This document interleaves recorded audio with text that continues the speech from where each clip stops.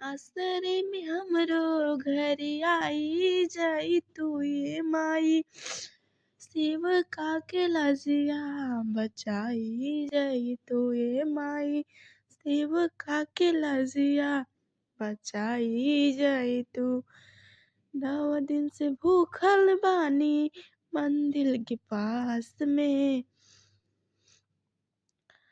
मोही कलसा पे आई के लो भाई जाई तू ये माई, सेवका के लजिया बचाई जाई तू ये माई, सेवका के लजिया बचाई जाई तू।